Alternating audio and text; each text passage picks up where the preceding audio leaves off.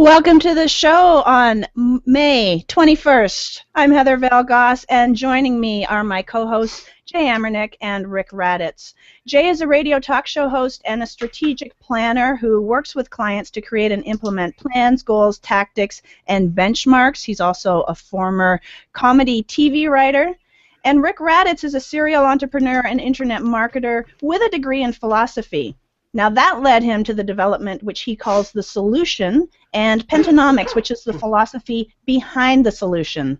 I'm Heather Vale Goss. I'm a freelance journalist known as The Unwrapper, and I like to peel back the layers of the onions to discover the truth. Hey guys, welcome to the show today.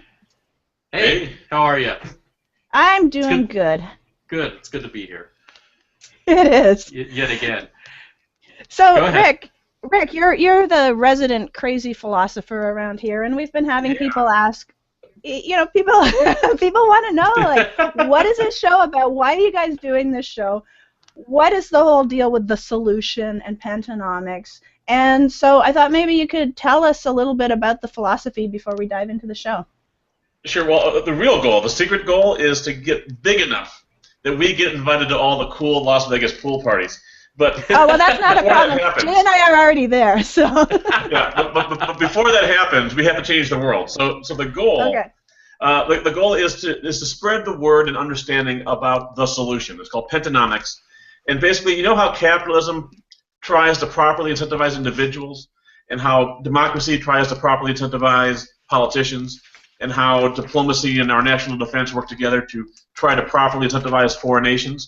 Well, what pentanomics says is that, yeah, we need those three things, but we need two more things. We also have to properly incentivize the collective so that we do good things in government. We also have to properly incentivize our species as a whole so that we save resources for the future. And so that's pentanomics in a nutshell, is all five things. And the most important thing right now for our political divide is properly incentivizing the collective. And the way we do that is called cap and prioritize. Okay, this is a two-step solution. We're going to cap the government like the political right wants, so it's capped nice and tight. And then within that cap, we still have trillions of dollars to spend. We're going to prioritize better than ever before with a special way of prioritizing, a more transparent way of prioritizing, so that the people who need help most get the help they need, and the ideas that help them the most get priority, and that's the proper pursuit of social justice. So we are uniting freedom and fairness under one umbrella that's called cap and prioritize. Okay. Jay, you have anything to add to that?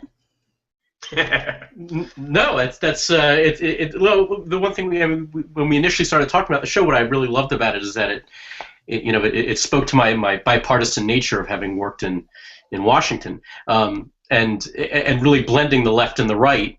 Both the John Maynard Keynes and the Mill Friedmans and sort of and some other things thrown in there as well, obviously, but it's got something in there to make everybody happy, and it's got something in there to make everybody upset, which lets me know you're doing the right thing. Okay. Yeah. Well, because you upset the ideologues, basically. Okay. And that's a good thing. It's a very good thing. Yes. Okay. Great. Yeah. I like anything that takes the best of something and meshes it with the best of something else. I mean, I'm a yin-yang girl. I'm always looking at the balance in things and looking at the pros and cons, and this just seems to embody that philosophy of just taking, okay, this is working over here, this is working over there, let's take that and put it together and add these other things, and that's what I like about it. Well, you guys are both right. I can't tell you how right you are. Okay. Good, because I like being right. Good, because that means we're on the right show. Yeah. But Jay's point is a good one, though, that it does upset the ideologues. If you're so far to the right that you think you have the complete solution yourself, that government shouldn't even exist or whatever, except for some very minor things, that's not realistic. The left has the right to vote. They're going to vote the way they want, and so that's going to force a compromise of some kind. And if you're so far left that you want everyone to share and you want it to work that way, good luck. People on the right have the right to vote, and that's going to force some kind of compromise. The solution, as we call it, or pentanomics, or cap and prioritize, as it's most simply known, cap and prioritize, that that's going to honor the left and right. So everyone gets what they want, just not in the way they expect. Okay. Yeah. Right, and that could be a bitter pill to swallow for. It could, yes, exactly. Yeah, if you're moderate, then it's fiscally conservative and socially progressive, and that's what you've always been waiting for. Is exactly a government that made sense. Yeah. So that's who it appeals to most directly. The ideologues on both sides are going to have to swallow their pride and say, okay, this is the best compromise that we're going to get, and since they get what they want, look, if we limit government properly, so that the right's happy, then the right's happy. And if within that limit, if we can prioritize so well, so transparently that the social justice is actually achieved, government gets better and better at helping people, then that's what the left wants. So there really is no compromise. It just feels like a compromise if you're an ideologue. Well, it feels like surrender if you're an ideologue. Well, fair enough, yeah. Sure. Which is exactly the problem. But it is a compromise. I mean, both sides are getting something from what they want, and both sides are giving up something that they want. So that is the definition of compromise. Well, it seems to me they'd be getting exactly what they want, and as Rick just said, not in the way they would want it. And that's a compromise. But without any harm to to whatever they hold dear. Okay, so you're saying that they're not actually giving up anything. Well, right, unless someone on the right is so against, somebody getting a helping hand from the government, and that just drives them crazy, or somebody on the left is so upset that somebody has made $1 million, right, and they get to keep it. If everything's okay, why should either one care about the other? That's true, and yet there are many people who do care what happens with other people, who do want to stop other people from doing what they want to do. Yes, on both sides, exactly. Yes, exactly. Right. Yeah. So those are the people that are going to be, upset, or maybe everything will be running so smoothly that it'll be like, who cares? And either that's the answer right there.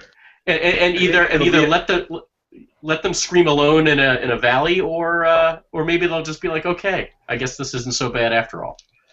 See, a lot of us like to think that we'll get to the who cares part, but the reality is there's a lot of people out there viciously protesting something that has nothing to do with them.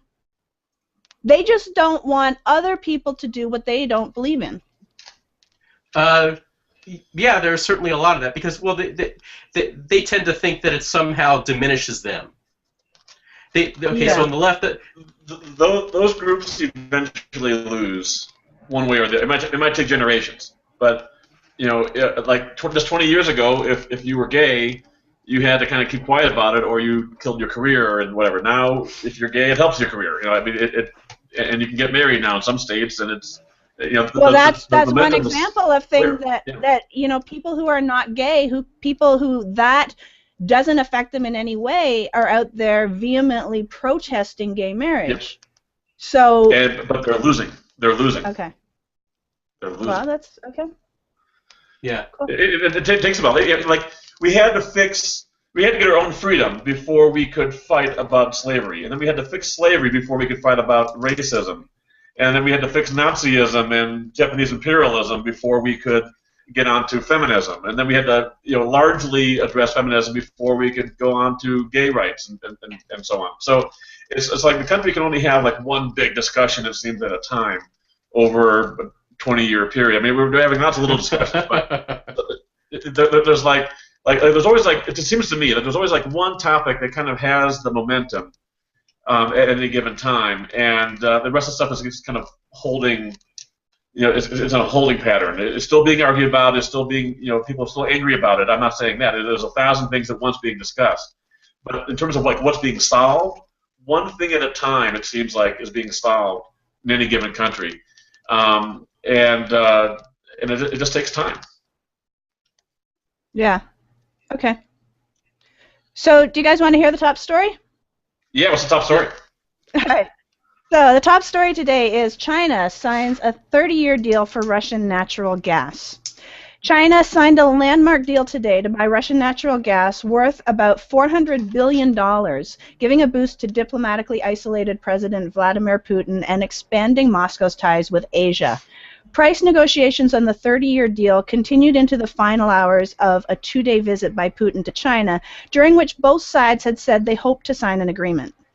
Putin was in Shanghai for an Asian security conference where China's president called for a new model of Asian security cooperation based on a regional group that includes Russia and Iran and excludes the United States.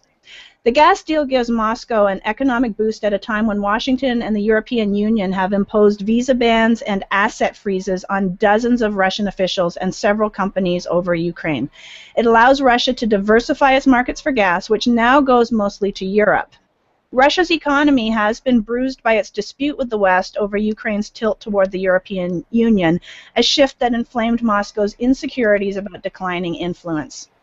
The supplies will help to ease gas shortages in China, the world's second largest economy, and curb reliance on coal.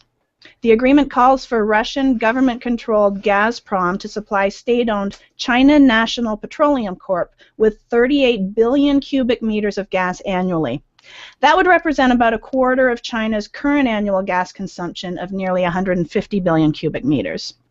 The Ukraine crisis and Western sanctions on Russia had raised expectations that Moscow would compromise to secure the gas deal. China and Russia have been negotiating the deal for more than a decade, but they've been hung up over the gas price. Plans call for building a pipeline to link China's northeast to a line that carries gas from western Siberia to the Pacific port of Vladivostok.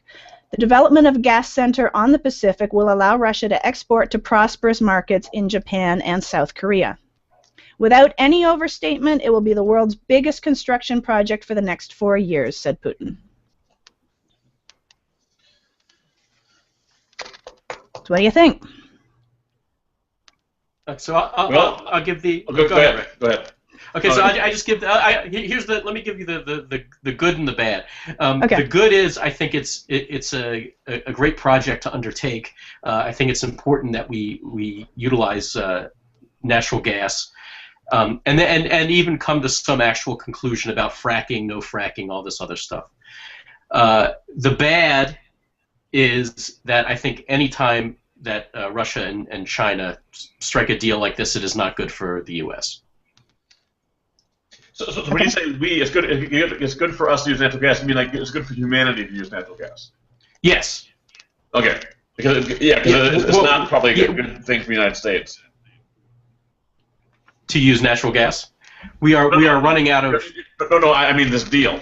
I mean. Okay. And China are getting more linked together in this way. It just it helps them. It helps ensure that they're going to be against U.S. interests going forward, which is a big. And it helps them consolidate power and control a great deal of natural resources. But isn't that kind of an us versus them mindset?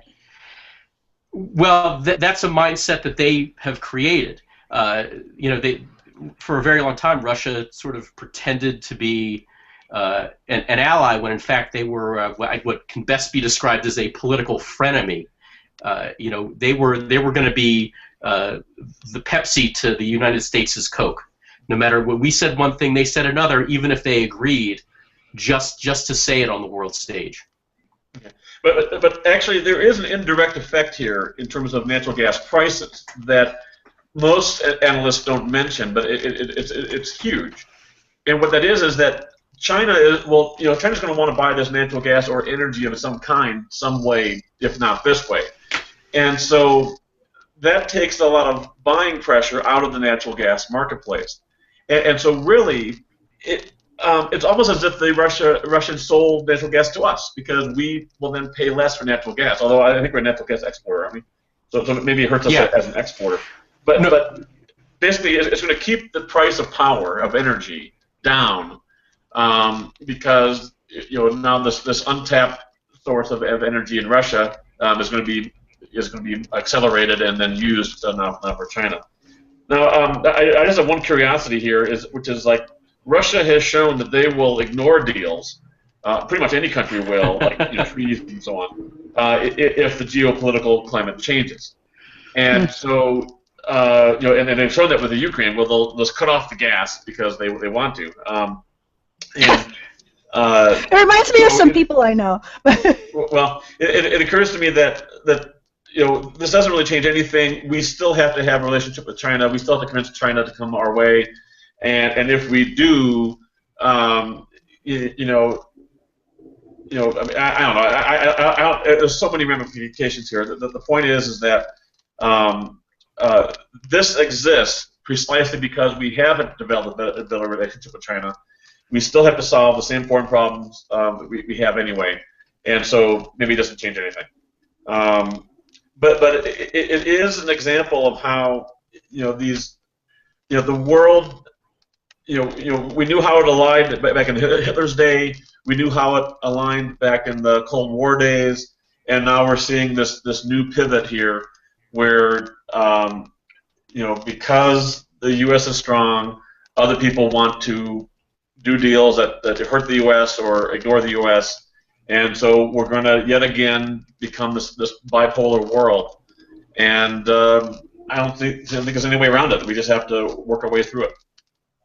Okay, but it's kind of like in high school, the United States is the cool kid, the jock, and China wanted to be the U.S.'s girlfriend, and the U.S. didn't play ball. I mean, you can't say, okay, now you can't go and sleep with somebody else. I mean, like, it's just like any kind of relationship. If you abuse a relationship, that other party's going to find what they need somewhere else. Yeah. Well, there is still a relationship with China. I mean, they own a decent amount of our debt. We import a ton. There's a huge trade deficit, as a matter of fact. We buy a ton of Chinese goods.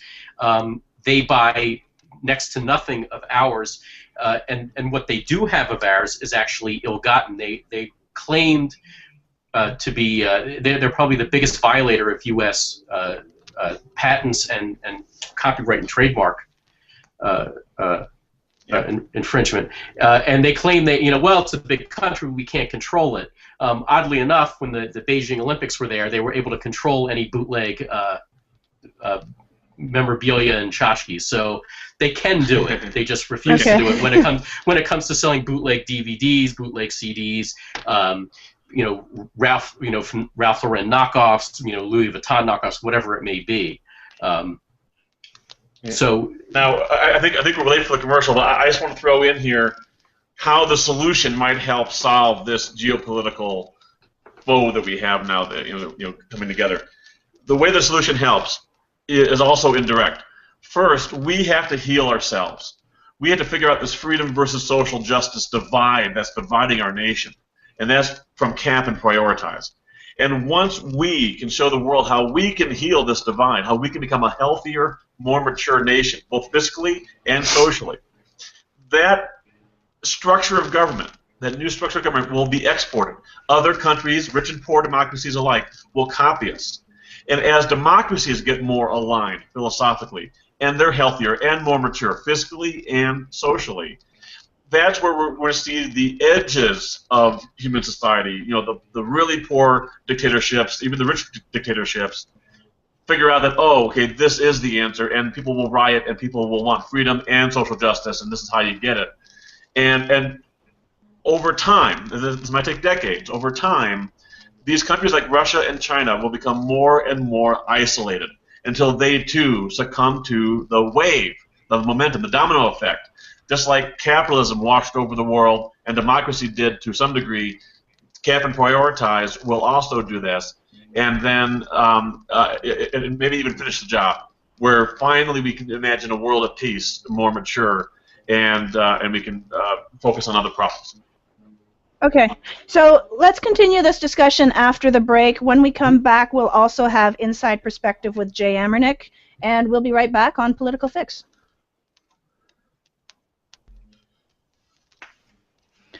I gotta. Are we out? Okay, I just gotta close my window here. There's people. People are mowing lawns out there. Okay. Oh. I thought they were like heckling you. The audio, so it's okay. Yeah. Yeah, well, I mean, it's still on the Hangout, but whatever. And it's... Oh, is it really? Okay. Oh, yeah. Oh, that's on the Hangout. Okay. No, I wasn't hearing it on the phone. No, you won't hear it on the phone. Oh, I see. You didn't hear the long. No, we didn't pick it up. No. Okay, cool. Well, whatever. So do you guys want to discuss Russia and China more before we get into the inside perspective, or do you just want to bring that back later when we talk more in depth about stuff? I'm open. If you want to fill more time, then one of you could challenge me on this indirect change the world vision. It's too idealistic or something. I don't know. No, I mean, I agree. I think it's... Okay, I'll challenge. It's like a game show. Yeah. I can name that ideology in one rant. Oh. Okay, so we'll go into the inside perspective when we come back, and then we'll get back on track with more discussion when we come back after the other break. Yeah, because this inside perspective is probably going to be probably not very long. Okay, but we're still going to discuss it. So. But yeah, of course. The discussion could be longer too. So. Yeah. Okay.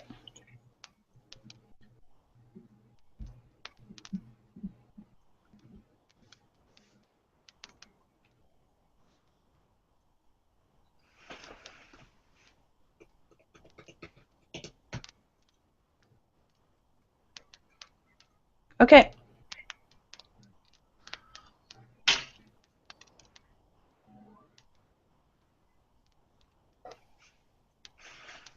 Welcome back to The Political Fix. I'm Heather Vale Goss here with my co-hosts Jay Amernick and Rick Raddatz. Before the break, we were talking about a deal just signed today between China and Russia for natural gas. It's a 30-year deal. And we were getting into the discussion. We are going to talk more about that later. But in the meantime, we have a new segment that we've been doing with Jay Amernick, and it's called Inside Perspective with Jay Amernick. Jay, tell us why you're qualified to give us the inside perspective. I spent about 10 years in the public affairs and government policy world, working both for AIPAC and the Israel project. And then one of the things I work on now actually is bringing Israeli tech companies here to Nevada, and that involves a great deal of cooperation with government. As a matter of fact, I've spent the past week, or actually and it will now be 2 weeks, with my partner from Israel, who's here, and we've been downtown meeting with the governor's economic development team, and trying to get some projects going and trying to get some things happening here. Awesome. So I know that world very well. Plus, I was born and raised in Washington, D.C. So I spent a great deal of I spent a great deal of time on the mean streets of D.C. And today, what I wanted to talk about, what I basically want to be able to do is to give people sort of information that is somewhere beyond the headlines and below top secret clearance, because I'm not that cool. I don't have top secret clearance. Okay. Okay, but it's somewhere. It is somewhere in between. And today I just want to sort of disabuse people of the notion that our politicians, being our senators and members of Congress, that's really my strength. That's really who I worked with, and are not bought and paid for, as some suggest. And this is again strictly from an advocacy standpoint. I'm not talking about whomever making a large campaign donation and sort of trying to cut a deal, and because my sense is that exists. But I'm talking about when you are trying to win. We'll take whatever cause you want to take, whether it's the homeless or whomever. The way it works is, yes, people who are homeless advocates will tend to make campaign contributions to politicians that are friendly to their cause. Of course. And that's the reason why. Usually it's because they find a friend in Congress and they want to keep them there, because you have to spend a great deal of time building that relationship.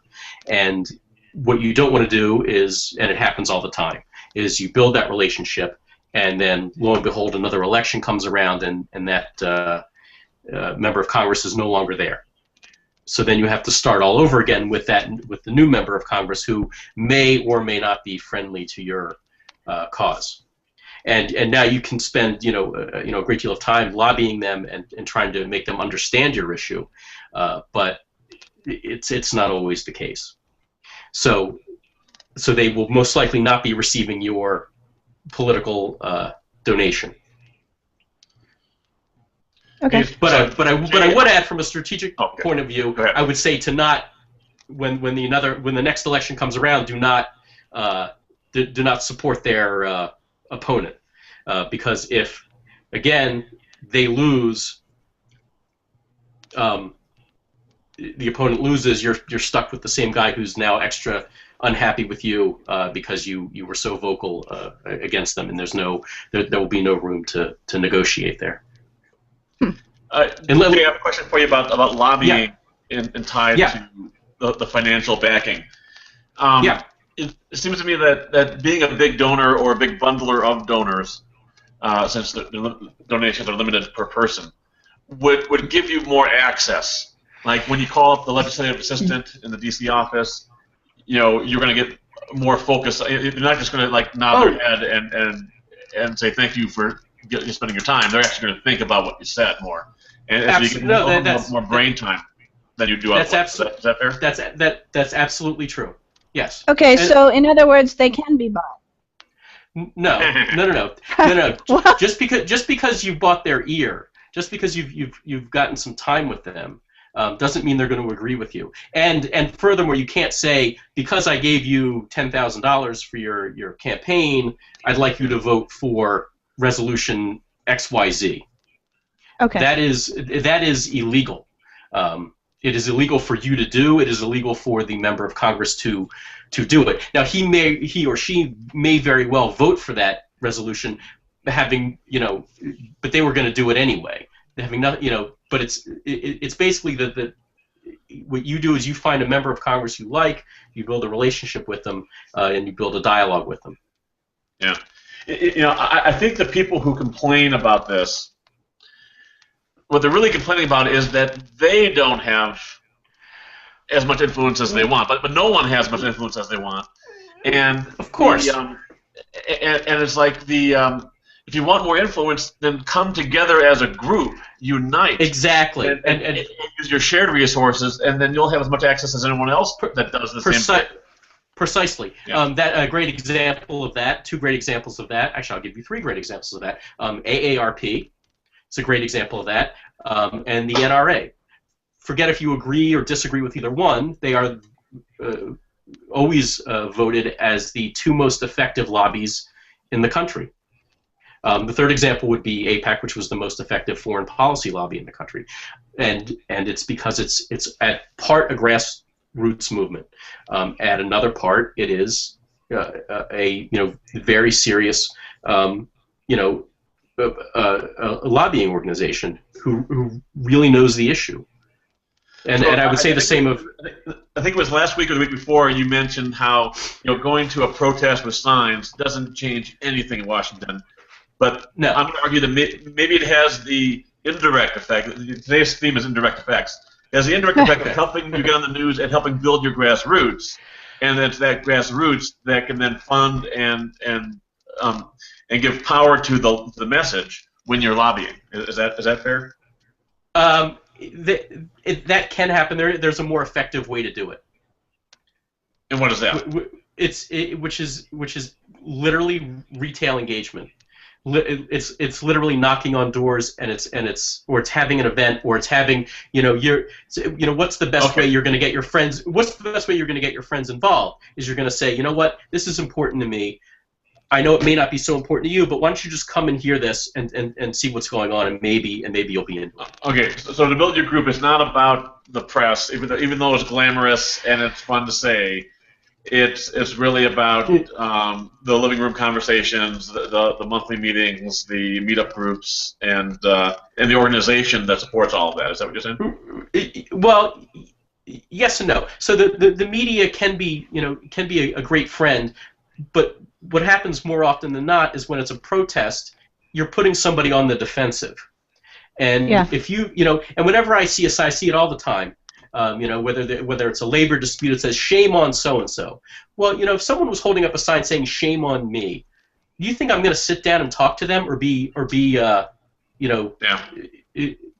sympathetic at all to their cause? I'm going to be like, no, you're a loudmouth, and you have no idea what you're talking about, and don't wish to engage in any real dialogue. You want to, you're going to try to bully me. I just, for me, I have yet to see, again, going back to APAC, we had our policy conference every year in Washington. We'd bring probably about 10,000 people there, and then on the last day go lobby Capitol Hill. Yeah, it was an amazing experience. Outside,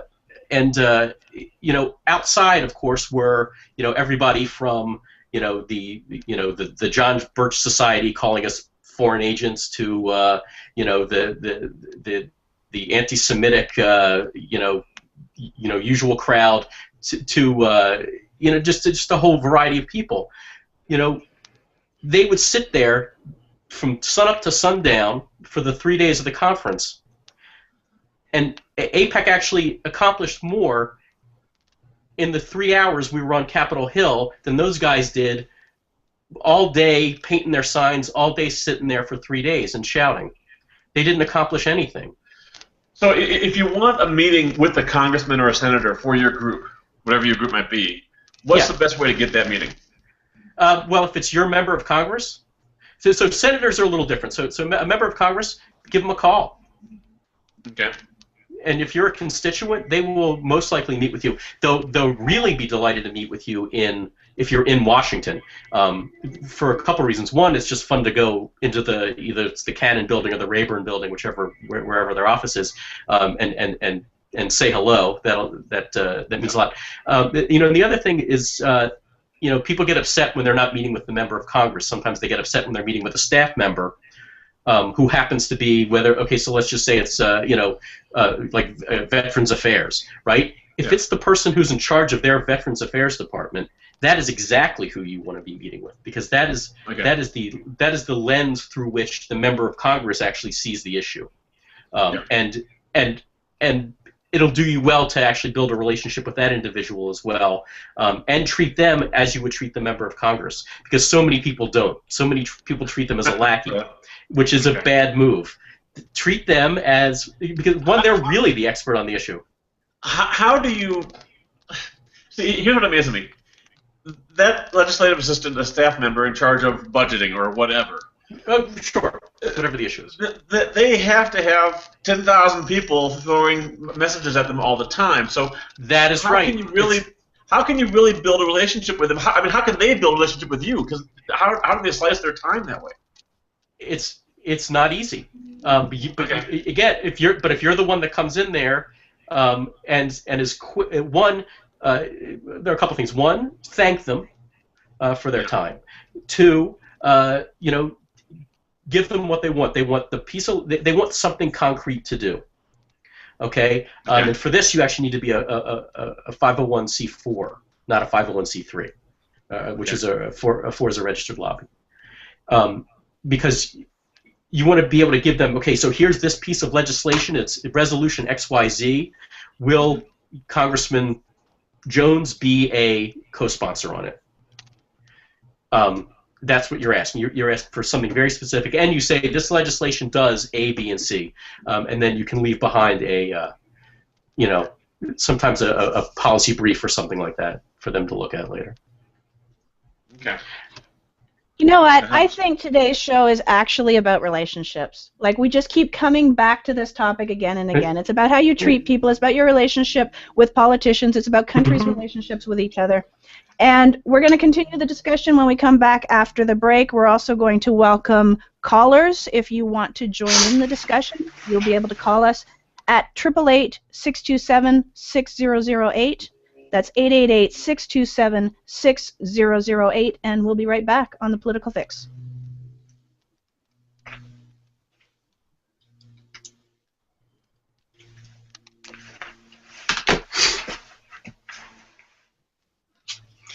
We're clear. Woohoo! Clear. We're gonna give like a $100 bounty for our first caller. yeah. That's one way. We'll call it a contest. It'll be a race. The first caller gets $100. Your phone.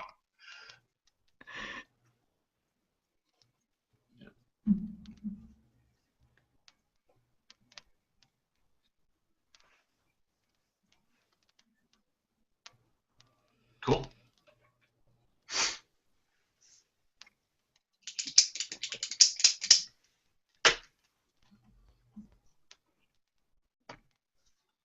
Oh.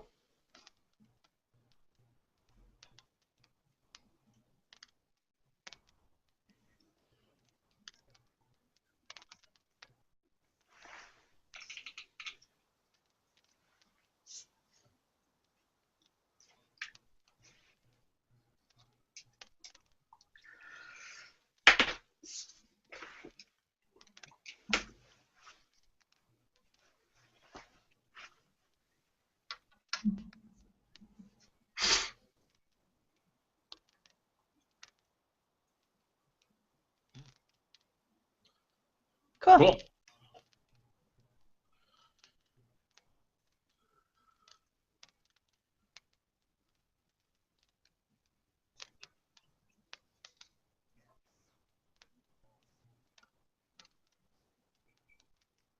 All right.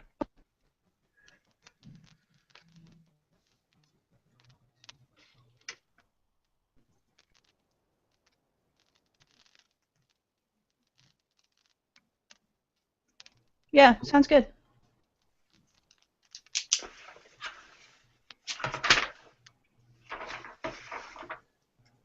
All right. Okay.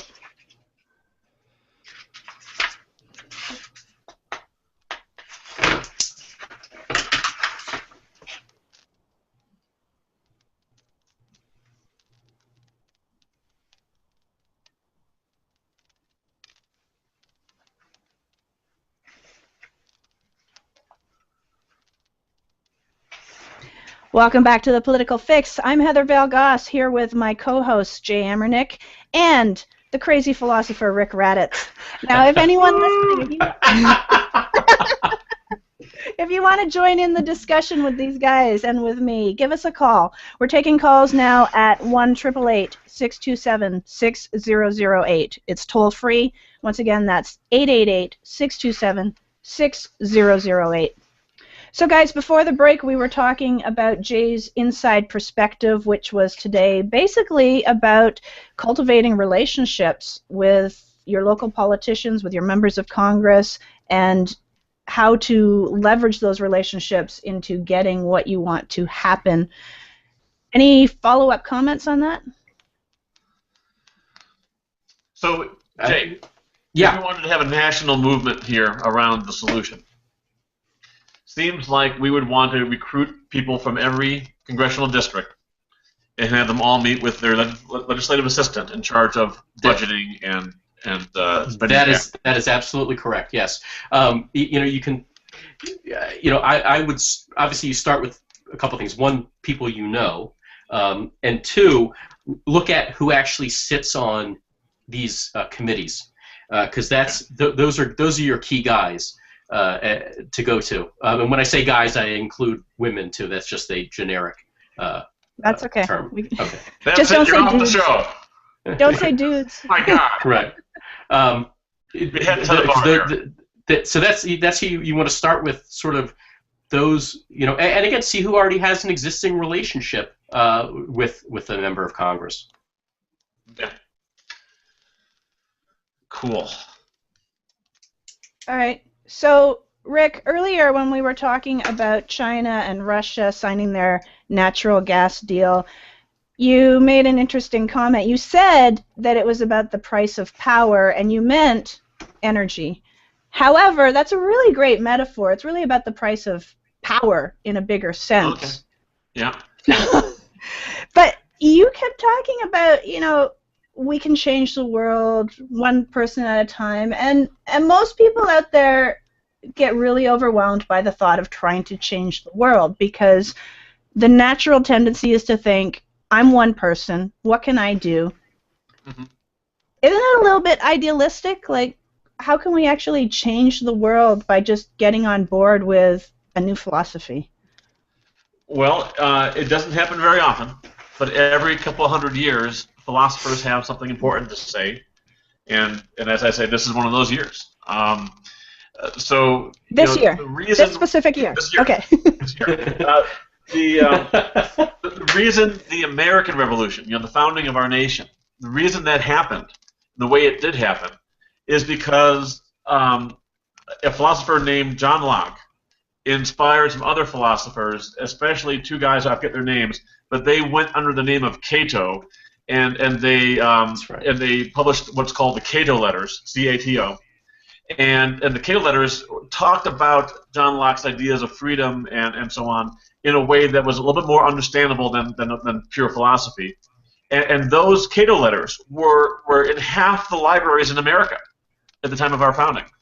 And so, and if you think about it, before TV and the internet and cell phones and the whole bit, you in radio, you spent time reading books or farming. It was one of those things. And so maybe it was a little easier back then in some ways for this intellectual idea to become a political idea. But in other ways, it's easier now, because now this is the internet era. Okay, as soon as we get professional enough on our radio show, we start to attract a following. As soon as the philosophy gets out in the way that it needs to get out, as soon as we come up with the right viral videos, we can reach now billions of people in our country and around the world, and we can have an amazing impact. And so it's like, what can one person do? Well, how does any viral video become viral? It's because a lot of individuals decided, you know what, I'm going to share this with my friends or my family or whatever. And it's those individual decisions that ultimately do change the world. Now, the reason why philosophy is important is because if you have a lot of people just talking randomly, that's not going to change the world. But if there's some focusing element, some way of uniting behind an idea, we're for this, okay, then you start to make noise in a very focused direction. And that's when individuals coming together behind an idea, and that's all philosophy is ideas. But if you have people coming together behind an idea, that's where you can change the world. And yeah, it's not easy, but that's the way it happens. It's the only way it happens. Okay, well, philosophy being an idea, when we're talking about ideas, we're talking about the head, we're talking about the mind. However, when we're talking about viral videos, what makes a video go viral is not usually a mental process, it's an emotional process. Yep. The video has to touch our emotions. It has to make us laugh. It has to make us cry. It has to be provocative in some way. So in what ways does this philosophy touch people's emotions? Well, it doesn't yet. Okay, well, let's work on that. I'm just a crazy analytical dude. No, that's the challenge. We have to learn how to take this idea of cap and prioritize, and then show how it's going to change the world, how it's going to impact people, how it affects you, how it affects people you care about, and that's what this radio show is all about, is having discussions until, even by accident, we'll stumble upon a gem, and it's that gem that goes viral. So that's why we do a Rick's Rant every week, because rants can get emotional, and so maybe that's what will go viral. Who knows how it's going to happen, but that is the challenge. Yeah, Jay? Yeah, no. I think there is an emotional component to it, because we're literally talking about, fixing our country and dare I say, saving our country and the world ultimately with this. And if that doesn't if that doesn't tug on your heartstrings, you are okay. You're Well, made of stone. that's going to appeal to the. Well, if it doesn't tug on your heartstrings, you're Canadian. I'm going to say the right-wing patriotists, they yes, are, they're going to get emotional over the country. However, most people only get emotional over something that personally affects them. So they'll get emotional over something that affects their kids. They'll get emotional over something that affects their loved ones. They'll get emotional over something that affects their parents. So they're going to get on board with domestic violence issues if they've experienced that or they have a loved one who's experienced that. They're going to get on board with autism issues if they have a kid who's affected by autism. It's an emotional component, not just the bigger picture of our country, land of the brave and free. Yeah. You're right. But you know what? That's what will come from a more mature movement. It's like the Rush Limbaugh radio show is clearly a right-wing radio show, but he's going to talk about each of those issues, and you know, something will get you. You know, if you're on the left or right, it'll get you mad or get you happy or get you excited or whatever. And so that's what this is all about, is talking through the issues, and that's what the top story is about. And maybe we should look at some stories that maybe aren't so much top stories, but maybe, you know, more connecting stories. Maybe we should have two segments that are news-driven. One is at the top story because that's important. Another more, here's a scenario. Like so and so made the news because they're in poverty and something bad happened to them or whatever, and then we can maybe talk about how the solution can help that. So maybe we need to expand our topics a little bit that way. Yeah, maybe we need to expand the show to 2 hours as well. There you go. Are we on time for what's next here for the show? Well, we're going to take another break, and then we're going to come back with Rick's rant. So,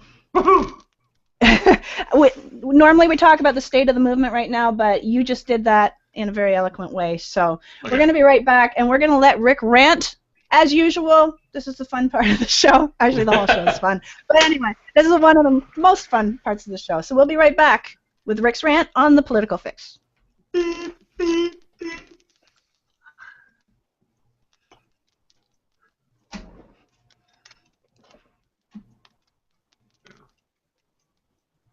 Clear. Okay. So I'll tell you a funny story about my wife. She was in L.A. and she was with her girlfriend. They're all there to see their boxing coach box, and at a big event. And in comes Marky Mark. Okay. Cool. I like Marky Mark. Whatever he's called now. And Mark Wahlberg. There you go. And my wife thought she was just saying this in her head, but she's like, "Oh my god! Oh my god! Oh my god! Oh my god!" And she's so that he heard her, and when he drove away in his car past, they were sitting outside in the cafe, whatever. He waved at her. So that was her nice. Experience in L.A. Okay, that's cool. Yeah. Oh, ooh. Nice. I did see it. I didn't believe it was real. I did not see it. I heard the beep, but I didn't see where it was coming from. So it's me calling online too. That's all. Why, Iona? Yeah, we're ready. Yeah, let's go. Yeah.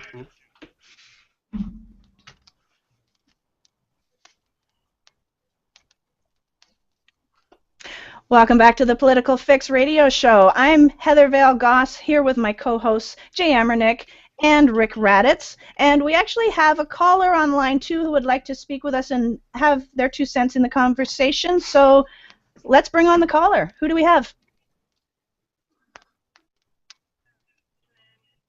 Hi, Lynn. Hello, how are Lynn. you?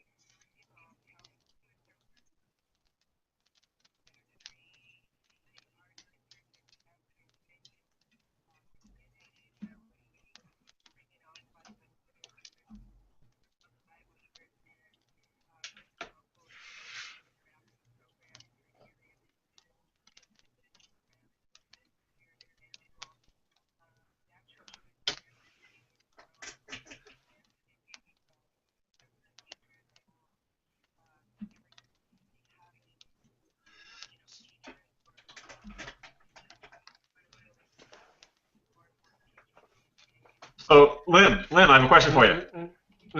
Lynn, I have a question for you. How can we help you accomplish this mission, or what question do you have for us?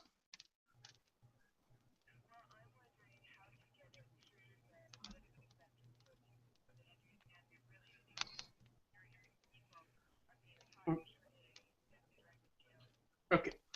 Got it. Okay.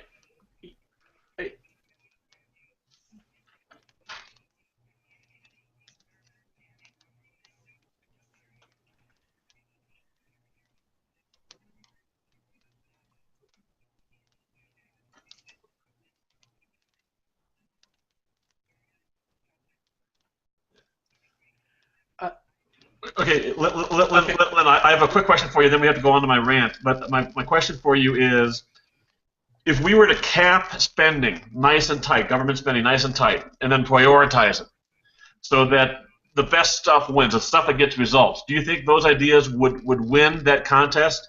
And if so, do you support cap and prioritize?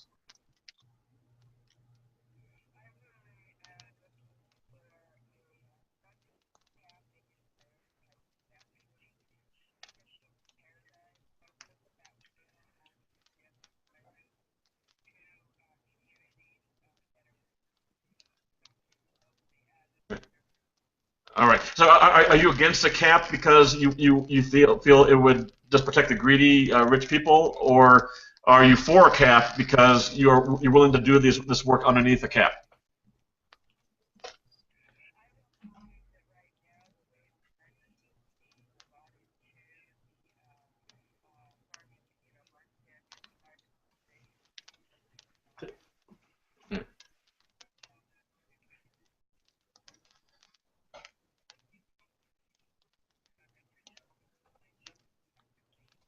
Yeah.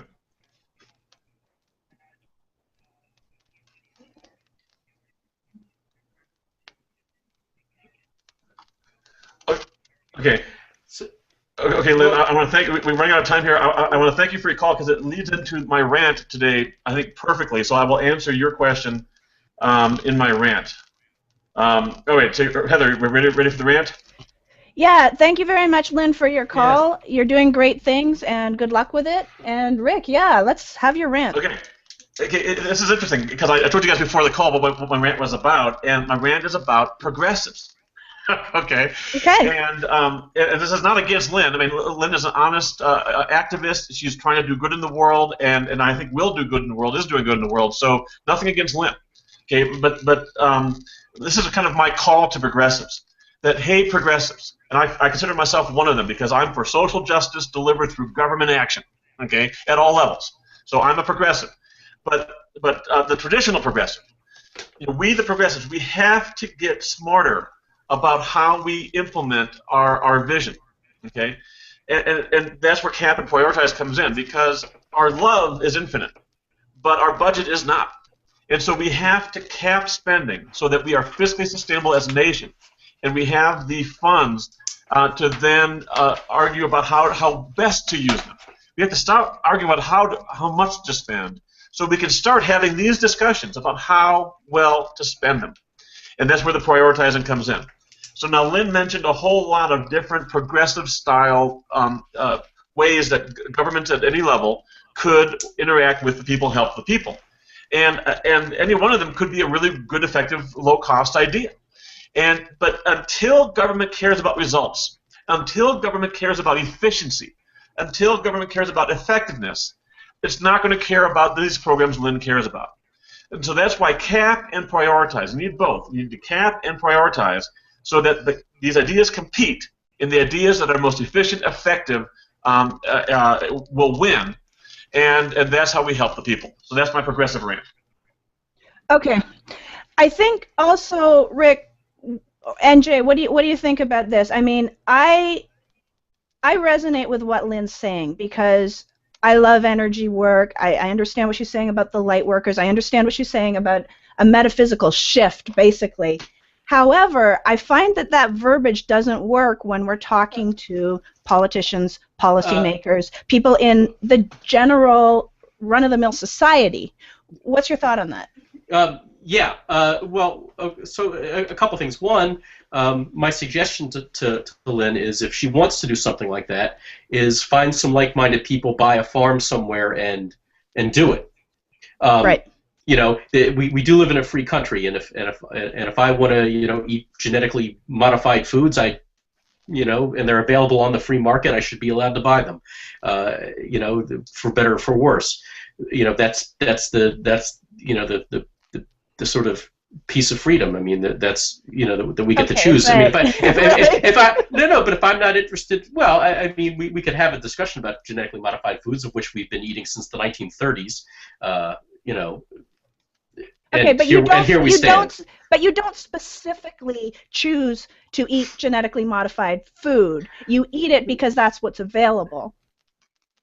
Perhaps, but still, all right. There's and there are downsides to organic foods as well. I mean, I don't know if we want to, Okay, yeah, we don't have time for that discussion today. Right. However, yeah, gotcha.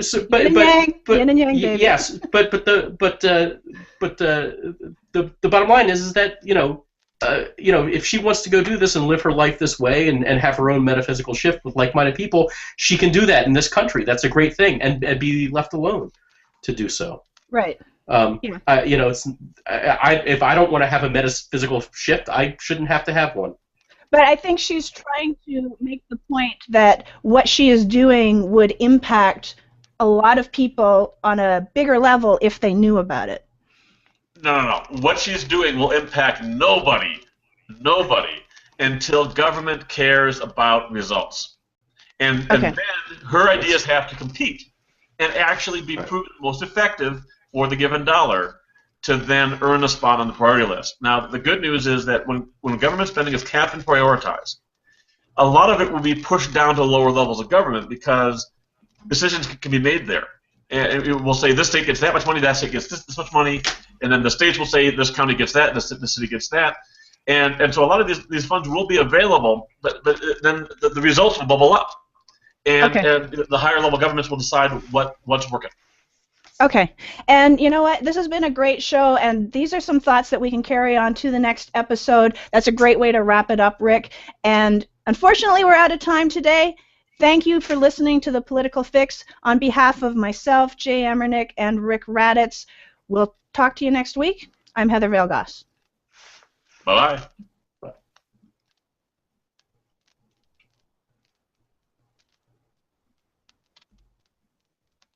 Oh, clear. We did it.